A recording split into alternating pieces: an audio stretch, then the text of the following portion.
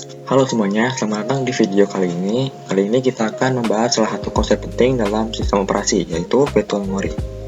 Nah, apa sih itu virtual memory? Pernah nggak sih kayak kamu buka aplikasi sekaligus, padahal laptop kamu itu cuma RAM 4 GB, tapi buka aplikasi banyak, kok tak bisa jalan ya? Nah, itu jadi karena adanya virtual memory. Virtual memory adalah teknik yang digunakan sistem operasi untuk membuat komputer seolah-olah memiliki RAM yang lebih besar daripada yang sebenarnya. Caranya bagaimana itu? Caranya dengan memindahkan sebagian data di dalam RAM biasanya ke hard disk atau SSD ke sebuah ruang khusus bernama swap atau page file. Nah, ilustrasi begini. Bayangkan kayak RAM itu sebuah meja kita. Nah, terus kalau meja kita itu penuh dengan barang-barang atau buku, pasti kita akan memindahkan buku itu ke dalam rak kita. Nah, buku itulah kita sebut dengan RAM. Buku-buku itu kita sebut dengan aplikasinya atau software, sementara itu tersebut dengan simpanannya, hard disk atau SSD. Ketika kita butuh buku lagi, maka kita akan ambil lagi ke dalam raknya. Kita letakkan kembali ke dalam meja. Itulah cara virtual memory bekerja. Nah, terus bagaimana sih operasi mengaturnya gitu kan? Sistem operasi menggunakan dua mekanisme utama, yaitu pertama adalah paging. RAM dibagi menjadi blok kecil bernama page. Jika page penuh, sebagian dipindahkan ke page file yang ditaruh ke dalam hard disk. Yang kedua ada page out. Saat data yang dibutuhkan ternyata ada di dalam disk, terjadilah yang disebut page fault. OS akan memindahkan data tersebut ke dalam RAM lagi. Contoh kasusnya itu seperti ini.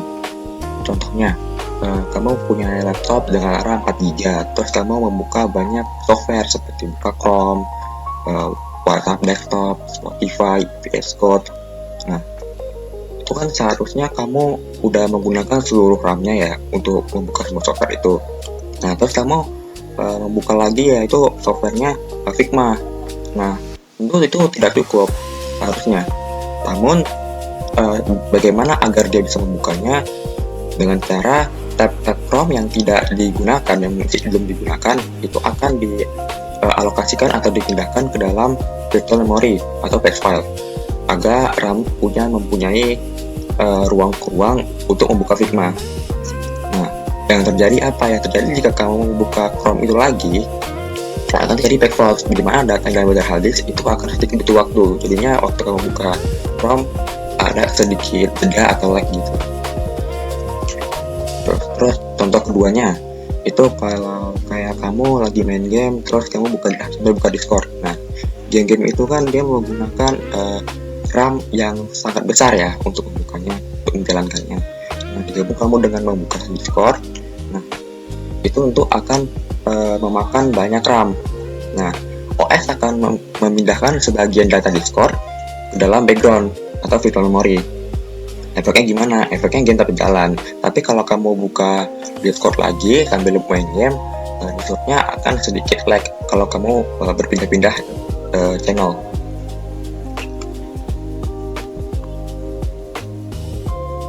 Terus apa sih kelebihan dan kekurangannya kalau kita menggunakan virtual memory ini? Nah, untuk kelebihannya kita bisa menjalankan banyak aplikasi lebih banyak ya. Kita bisa melakukan multitasking lebih fleksibel. Terus juga tidak perlu RAM yang besar karena seperti yang tadi namanya RAM memory, dia membuat seolah-olah RAM kita itu lebih besar dari sebenarnya. Kekurangannya karena dia menggunakan hard disk, nah bakal terasa lebih lambat kalau kita membukanya lagi. Terus juga sering terjadi page fault ya, karena terasa lambat. Terus juga mempercepat jangka waktu SSD rusak gitu. Mungkin sekian aja penjelasan tentang virtual memory. Terima kasih.